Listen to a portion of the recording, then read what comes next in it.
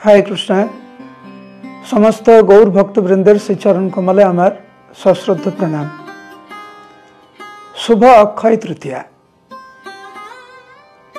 यथार्थ तिथि पालनेर पद्धति होच्छे स्मर्तव्य सततम विष्णुर विस्मर्तव्य न जातुचित।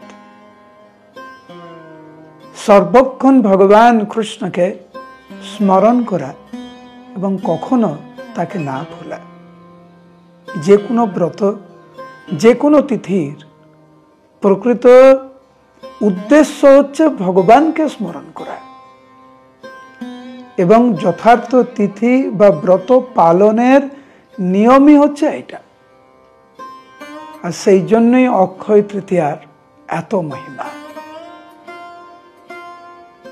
কারণ এই তিথিতে ভগবান এবং ওনার পার্শ্বদবৃন্দ অগণিত লীলা করেছেন, যেই সমস্ত লীলা আমরা সারা দিন সারা রাত ব্যাপী শ্রবণ করতে পারি এবং কীর্তন করতে পারি।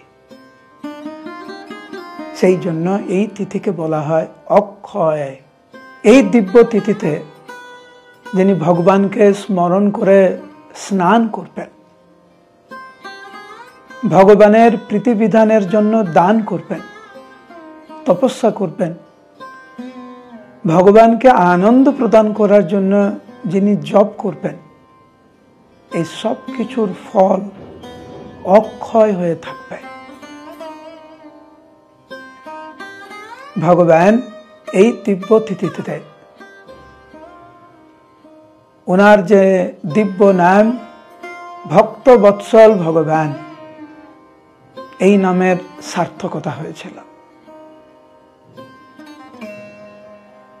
এই দিব্য তিথিতে ভগবান কৃষ্ণ গোপীনাথ মাধবেন্দ্র পুরীপাদের মহিমা প্রকাশ করে ওনার থেকে চন্দন গ্রহণ করেছিলেন এবং আজ থেকে 21 দিন যাবত এই চন্দন যাত্রা মহোৎসব হবে। তার শুভারম্ভ এই অক্ষয় তৃতীয়াতে। এই দিব্য তিথিতে ভগবান শ্রীকৃষ্ণ দ্রৌপদীকে অগণিত বস্ত্র প্রদান করে দ্রৌপদী মাতার সম্মান রক্ষা করেছিলেন। এই দিব্য তিথিতে ভগবান কৃষ্ণ পঞ্চ পাণ্ডব এবং দ্রৌপদী মাতাকে বিশেষ কৃপা করেছিলেন যাতে দুর্বাসা মুনির দ্বারা অভিশপ্ত না হন। কিভাবে? সেই পাত্র থেকে ভগবান এক দানা অন্ন গ্রহণ করে। এই দিব্য তিথিতে ভগবান পরশুরামের শুভ আবির্ভাব তিথি।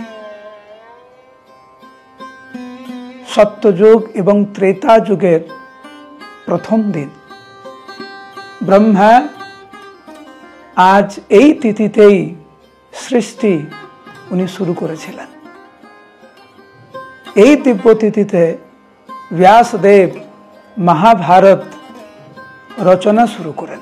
এই দিব্য তিথিতে ভগবানের প্রিয় বন্ধু সুদামা কৃষ্ণের সাথে দর্শন লাভ করেছিলেন দ্বারকাতে এবং সেই বিখ্যাত লীলা যেখানে ভগবান কৃষ্ণ সুদামার থেকে চিড়া গ্রহণ করেছিলেন এবং প্রতিদানে অসীম ঐশ্বর্য প্রদান করেছিলেন, সেই লীলাটা কিন্তু আজ এই তিথিতে বদ্রীনাথ দর্শনের শুভারম্ভ হয়। সূর্যদেব আজ এই দিব্য তিথিতে পঞ্চ পাণ্ডবদেরকে মাতা দ্রৌপদীকে সেই অক্ষয় পাত্র উনি প্রদান করেছিলেন। আপনারা জানেন যে জগন্নাথ পুরীধামে প্রত্যেকটি বছর জগন্নাথ, বলদেব এবং সুভদ্রা মহারানীর জন্য নতুন রথ প্রদান করা হয়। আজ এই দিব্য তিথিতে অক্ষয় তৃতীয়াতে নতুন রথ তৈরি করার শুভারম্ভ আজ এই দিনেই শুরু হয়। অক্ষয় তৃতীয়াতে দেবাদিদেব মহাদেব উনি গঙ্গাধর নাম উনি গ্রহণ করলেন। অক্ষয় তৃতীয়াতেই মা গঙ্গা দেবী এই পৃথিবীতে অবতরণ করেন। অন্যান্য শুভ কার্য করার জন্য বিশেষ মুহূর্তের প্রয়োজন, শুভ লগ্নের প্রয়োজন, কিন্তু অক্ষয় তৃতীয়াতে যে কোনো শুভ কার্য করা সম্ভব। বিশেষ মুহূর্ত খোঁজার প্রয়োজন হয় না। আজকের এই দিব্য তিথিতে ভগবানের সন্তুষ্ট বিধানের জন্য আমাদের সমস্ত সেবা অর্পণ করা উচিত।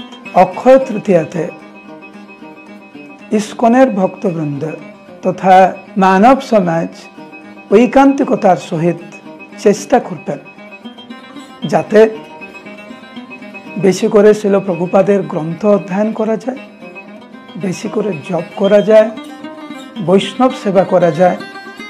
যদি আপনাদের আশেপাশে কোনো দিব্য নদী বা তীর্থ যদি থাকে, পুষ্করিণী যদি থাকে, সেখানে ভগবানকে স্মরণ করে আপনারা অবশ্যই স্নান করবেন। যদিও শিল প্রভুপাদ বলেছেন একজন ভক্তের জন্য প্রত্যেক দিনই শুভ, প্রত্যেক দিনই দিব্য, যদি সেই দিন বা সেই মুহূর্ত, সেই সময় ভগবানের সেবায় আমরা অর্পণ করি। আজকের এই দিনে ভগবান বিশেষ ছাড় দিয়েছেন, তো আমরা সবাই চেষ্টা করব এর সুবর্ণ সুযোগ গ্রহণ করে মানব জীবন সফল করার জন্য। প্রভুপাদের নির্দেশ মতো আমরা চেষ্টা করব, ভগবানের কাছে প্রার্থনা করব যাতে আমাদের নামে রুচি হয়। এই দিব্য তিথিতে সমস্ত গৌর ভক্তবৃন্দের সেই চরণ কমলে আমার সশ্রদ্ধ প্রণাম এবং হাত জোড়ো করে এইটি নিবেদন করছি, বেশি করে ভগবানের দিব্য নাম শ্রবণ এবং কীর্তন করে এই দিব্য তিথি অক্ষয় তৃতীয়া পালন করুন। হরে কৃষ্ণ।